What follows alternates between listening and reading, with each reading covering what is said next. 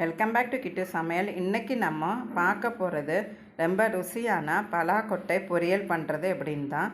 இதுக்கு இந்த மாதிரி கொட்டை எடுத்து வச்சு தோல் எல்லாமே ரிமூவ் பண்ணணும்.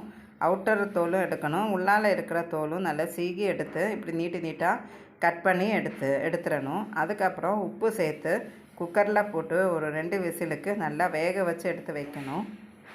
அதுக்கப்புறம் கடாயில் எண்ணெய் விட்டு கடுகு, காஞ்ச மிளகா, கறிவேப்பிலை போட்டு தாளித்து எடுக்கணும். அதுக்கப்புறம் சோம்பு சேர்க்கணும், 1 ஸ்பூன் சோம்பு சேர்க்கணும்.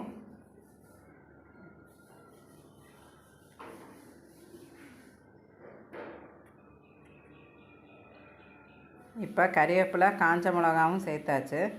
இப்போ நல்லா வேக வச்சு எடுத்த அந்த பலா கொட்டையை சேர்த்துடணும்.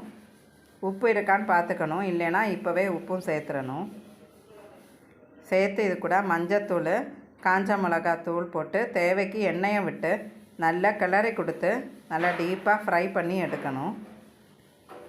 கடைசியாக கொஞ்சமாக மிளகுத்தூளும் சேர்த்துடணும். அவ்வளோதான் இந்த ரெசிபி. இது ரொம்ப ருசியான ஒரு பொரியல் ரெசிபி. இது உங்களுக்கு இந்த வீடியோ பிடிச்சிருக்கும்னு நினைக்கிறேன்.